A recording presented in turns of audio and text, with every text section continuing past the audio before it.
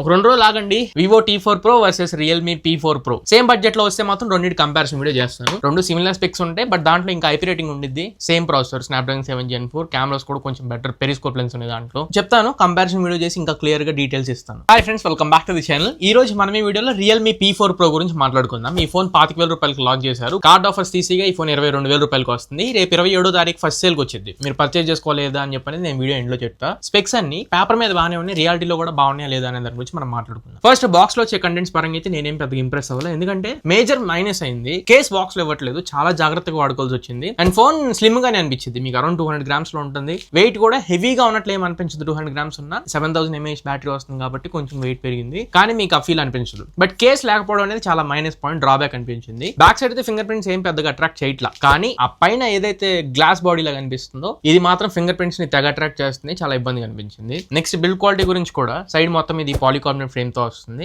Metal frame అయితే కాదు. And back side ఇది ప్లాస్టిక్ ఫినిష్, కాకపోతే వుడెన్ ఫినిష్ లాగా మనకు కనపడుతుంది. అండ్ పైన కొంచెం గ్లాస్టిక్ బాడీ, అంటే గ్లాస్ లాగా కనిపిస్తుంది కానీ గ్లాస్ కాదు, ప్లాస్టిక్. గ్లాస్టిక్ బాడీతో వస్తుంది. ఐపీ రేటింగ్ పరంగా అయితే IP66 ప్లస్ రెసిస్టెంట్ మాత్రమే వస్తుంది, కంప్లీట్ వాటర్ రెసిస్టెన్స్ లేదు. ఇలా లాస్ట్ జనరేషన్ P3 Pro లో మళ్ళీ కంప్లీట్ వాటర్ రెసిస్టెన్స్ ఉండేది, వీళ్ళు ఈసారి కాంప్రమైజ్ చేశారు, వాటర్ రెసిస్టెన్స్ తీసేశారు. సో బిల్డ్ క్వాలిటీ కూడా యావరేజ్ బిల్డ్ క్వాలిటీ, బెస్ట్ ఏం కాదు. నెక్స్ట్ ఇప్పుడు మనం దీంట్లో పర్ఫార్మెన్స్ అండ్ ప్రాసెసర్ గురించి మాట్లాడాలి. ప్రాసెసర్ దగ్గరకు వచ్చేటప్పటికి ఇది డ్యూయల్ చిప్ తో వస్తుంది. ఇందులో AI హైపర్ విజన్ చిప్ అని చెప్పి ఒకటి తీసుకొని వచ్చారు. ఇది ఎన్హాన్స్ చేస్తుంది, అంటే విజన్ ఎన్హాన్స్ చేసింది. ప్రైమరీగా అయితే ఇది స్నాప్డ్రాగన్ 7 Gen 4 ప్రాసెసర్ తో వస్తుంది. 2.8 GHz ప్రైమరీ క్లాకింగ్ స్పీడ్ ఉన్న ప్రాసెసర్. అండ్ ఇది అరౌండ్ 1 million దగ్గర స్కోర్ చేసింది. CPU థ్రాట్లింగ్ టెస్ట్ అరౌండ్ 85% దగ్గర థ్రాటిల్ అయింది. టెక్నికల్ గా అయితే మంచి స్కోర్స్ అని చెప్పొచ్చు. అండ్ రియల్ లైఫ్ లో కూడా పర్ఫార్మెన్స్ బానే ఉంది. బట్ గేమింగ్ అంటే BGMI ఆడినప్పుడు 90 FPS లో చూపిస్తుంది. గేమింగ్ ఎక్స్పీరియన్స్ అయితే బానే ఉంది, కానీ చాలా మందికి ఉన్న డౌట్ ఏంటంటే ఇందులో AI హైపర్ విజన్ చిప్ అని చెప్పి ఒకటి తీసుకొచ్చారు. ఆ చిప్ యూస్ చేయడం వల్ల గేమింగ్ పర్ఫార్మెన్స్ పెరిగిద్దని చెప్పి, లేదా 144 Hz రిఫ్రెష్ రేట్ ఆడుతున్న ఫీలింగ్ ఇచ్చిందని చెప్పి ఇలా కొన్ని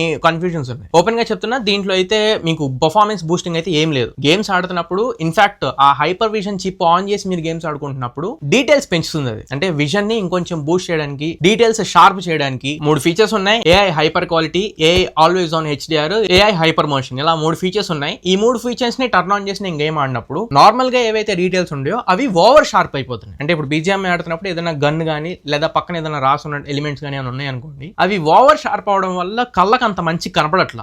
ఏ హైపర్ విజన్ ఆఫ్ చేసుకుంటేనే గేమింగ్ కొంచెం బెటర్ ఉన్నట్లు అనిపించింది. అండ్ మల్టీమీడియా అవి చూస్తున్నప్పుడు కూడా మీరు ఒకవేళ HDR వీడియోస్ ఏమన్నా ప్లే చేస్తున్నప్పుడు కొంచెం బెటర్ గా చూపిస్తుంది. బట్ నార్మల్ గా ఏదన్నా చిన్నపిల్లలకు మనం కార్టూన్స్ ఏమైనా పెట్టినప్పుడు మాత్రం ఎక్కువ షార్ప్ అవుతుంది, ఓవర్ షార్ప్ అవుతున్నట్లు నాకు అనిపించింది. యాక్యురేట్ గా ఇంప్లిమెంట్ చేసినట్లు నాకు అనిపించలా. అంటే చిప్ ఎక్స్ట్రా గా తీసుకొచ్చారు, బానే ఉంది, కాకపోతే ఇంప్లిమెంటేషన్ లో కొంచెం ఫెయిల్ అవుతున్నట్లు అనిపించింది. అది అప్డేట్ లో వీళ్ళు రెక్టిఫై చేస్తే బెటర్. నాకు ఆల్వేస్ ఆన్ HDR అయితే బెటర్ అనిపించింది. అంటే నార్మల్ కాంటెంట్ కూడా మీకు కొంచెం HDR కాంటెంట్ లాగా స్క్రీన్ కొంచెం లైట్ అప్ చేసి, అంటే ఎక్స్ట్రా బ్రైట్నెస్ యాడ్ చేసి చూపించడానికి ట్రై చేస్తుంది. అంతవరకు ఓకే. గేమ్స్ ఆడుకుంటున్నప్పుడు పర్ఫార్మెన్స్ మీకు బానే ఉంటుంది, కాకపోతే బ్యాక్ సైడ్ కొంచెం ఎందుకో వార్మ్ అవుతున్న ఫీల్ అనిపించింది. నేను నార్మల్ TDM గేమ్ ఆడి చూసా, త్వరగా వార్మ్ అయిపోయింది. బైపాస్ ఛార్జింగ్ సపోర్ట్ ఉంది, ఛార్జ్ పెట్టుకొని నేను గేమ్స్ ఆడి చూసాను. స్మూత్ గా అయితే రన్ అవుతుంది. లాక్స్ ఫ్రేమ్ డ్రాప్స్ అయితే హెవీ గేమ్ లేవు. గేమ్స్ అయితే మనం ఆడుకోవచ్చు, ప్రాబ్లం ఏం లేదు. LPDDR4X RAM తో వస్తుంది. UFS 3.1 స్టోరేజ్ టైప్ తో వస్తుంది. స్టోరేజ్ టైప్స్ ఓకే, మీకు Type-C 2.0 generation port, Type-C pen drives వరకు సపోర్ట్ చేస్తున్నాయి, కానీ హార్డ్ డిస్క్ SSD మీరు ఏమైనా కనెక్ట్ చేస్తే SSD కనెక్ట్ అవ్వట్లేదు. జనరల్ గా ఈ బడ్జెట్ లో ఇన్ఫాక్ట్ 20,000 రూపాయల లోపల కూడా SSD సపోర్ట్ చేస్తాయి, బట్ దీంట్లో ఏంటో SSD సపోర్ట్ చేయలేదు. డేటా ట్రాన్స్ఫర్స్ అయితే బానే ఉన్నాయి, బట్ కాన్ వచ్చేసరికి మెమరీ మేనేజ్మెంట్ పర్ఫెక్ట్ గా అయితే లేదు. అంటే కొన్ని యాప్స్ బ్యాక్గ్రౌండ్ లో ఉంచి సడన్ గా ఇరేజ్ అయిపోతున్నాయి. ఎగ్జాంపుల్, నేను ఒక 4-5 యాప్స్ బ్యాక్గ్రౌండ్ లో మెమరీలో ఉంచాను అనుకోండి, ఒక 2-3 ఉంటున్నాయి, ఇంకొక 2-3 ఎగిరిపోతున్నాయి. అవి ఎవ్రీ టైం జరగట్లేదు, కొన్ని సార్లు మాత్రమే జరుగుతున్నాయి. ఎస్పెషల్లీ మీరు కొత్తగా ఫోన్ పర్చేజ్ చేసి బూట్ చేసి సెటప్ చేస్తాను అనుకోండి, మెమరీలో 10 పెడితే 10 ఎగిరిపోతున్నాయి, ఒక యాప్ మాత్రమే ఉంటుంది. అండ్ మేబీ ఇదేమైనా ఓవర్ నైట్ అప్డేట్ ఏందో తెలియదు. ఇప్పటికైతే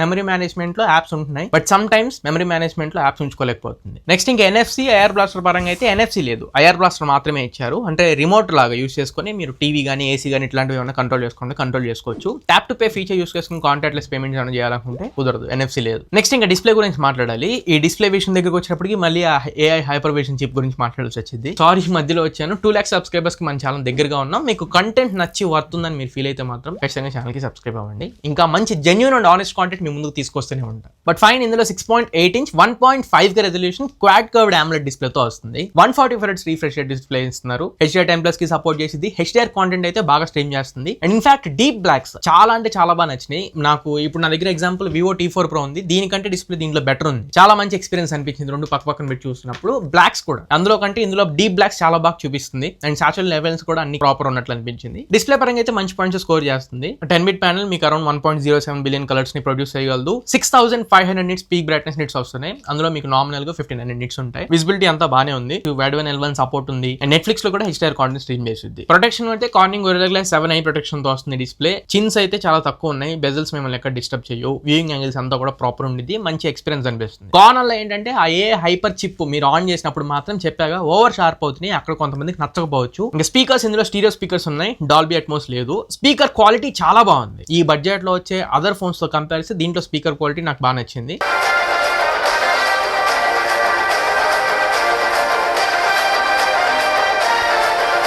మళ్ళీ ఎగ్జాంపుల్ T4 Pro తీసుకుంటున్నా. దీనికంటే స్పీకర్స్ దీంట్లో బాగున్నాయి. అండ్ గేమ్స్ ఆడుతున్నప్పుడు కూడా లెఫ్ట్ కి లెఫ్ట్, రైట్ కి రైట్ ఫుట్ స్టెప్స్ ప్రాపర్ గా వినబడుతున్నాయి. లెఫ్ట్ నుంచి వచ్చే సౌండ్ లెఫ్ట్ కి, రైట్ నుంచి వచ్చే సౌండ్ రైట్ కి. సెపరేషన్ బాగా అనిపించింది. అండ్ లౌడ్ ఉంది. వాల్యూమ్ కూడా లౌడ్ ఉంది. ఈవెన్ క్రౌడ్ ఏరియాలో కూడా మీరు చక్కగా వినొచ్చు. స్పీకర్స్ పరంగా అయితే నాకు మంచి ఇంప్రెషన్ అనిపించింది. ఇంకా హ్యాప్టిక్స్ అంటే వైబ్రేషన్స్ పరంగా అయితే ఏం స్పెషల్ వైబ్రేషన్స్ ఏమి లేవు. Routine vibrations. కొంచెం జెడాక్సెస్ ఇట్లాంటివి ఏమైనా యూస్ చేసి కొంచెం ప్రీమియం హ్యాప్టిక్స్ ఇచ్చుంటే బాగుండేది. రెగ్యులర్ వైబ్రేషన్ ఫీల్ మాత్రమే ఉంది. పెద్ద స్పెషల్ ఏం లేదు హ్యాప్టిక్స్ లో. నెట్వర్కింగ్ పరంగా అయితే దీంట్లో 9 5G బ్యాండ్స్ తో వస్తుంది. ఓన్ డైలర్ అంటే వీళ్ళ ఒప్పో వాళ్ళ ఓ డైలర్ తో వస్తుంది. మీరు కాల్ రికార్డ్స్ లాంటివి కావాలనుకుంటే అనౌన్స్మెంట్స్ లేకుండా కాల్ రికార్డ్స్ లాంటివి చేసుకోవచ్చు. అండ్ VoNR సపోర్ట్ కూడా ఉంది. Voice over new radio 5G calls కూడా మీరు తీసుకోవచ్చు. అండ్ స్టాండ్ అలోన్ 5G నిలబడుతుంది. 5G డ్రాప్స్ అయితే నేను అబ్జర్వ్ చేయాలి. నెట్వర్కింగ్ పరంగా అయితే ఇష్యూస్ ఏం ఫేస్ చేయలేదు. Everything is fine. ఇంకా కెమెరాస్ గురించి మాట్లాడాలి. దీంట్లో 50 megapixel primary camera Sony IMX896 sensor తో వస్తుంది. And 8 megapixel ultra wide angle camera. Front again 50 megapixel కెమెరాతో వస్తుంది. కెమెరా శాంపిల్స్ గురించి నేను ఎక్కువ ఇక్కడ డిస్కస్ చేయను. ఎందుకంటే డెడికేటెడ్ గా కెమెరా రివ్యూ చేశాను. మన ఛానల్లో పోస్ట్ చేసా. ఒకసారి ఆ వీడియోని చూడండి. మీకు కెమెరా పరంగా ఒక ఐడియా వచ్చేస్తుంది. ఫోటోస్ ఎలా ఉన్నాయి, వీడియోస్ ఎలా ఉన్నాయి, డే లైట్ లో ఎలా ఉన్నాయి, లో లైట్ లో ఎలా ఉన్నాయి, నార్మల్ మోడ్ ఎలా ఉంది, పోర్ట్రేట్ మోడ్ ఉంది. ప్రతి ఒక్కటి డీటెయిల్ గా ఆ వీడియోలో చెప్తాను. ఒక వర్డ్ లో చెప్పాలి అంటే డే లైట్ లో వెళ్తే మిమ్మల్ని ఈ ఫోన్ సాటిస్ఫై చేసింది కెమెరాస్ పరంగా. ఇన్ఫాక్ట్ ఇది 4K 60 FPS both rare and front camera support చేస్తుంది. అండ్ బోకే వీడియో సపోర్ట్ కూడా ఉంది. డే లైట్ లో వీడియోస్ కూడా బాగానే పెర్ఫార్మ్ చేస్తున్నాయి. Rare side, front side. కానీ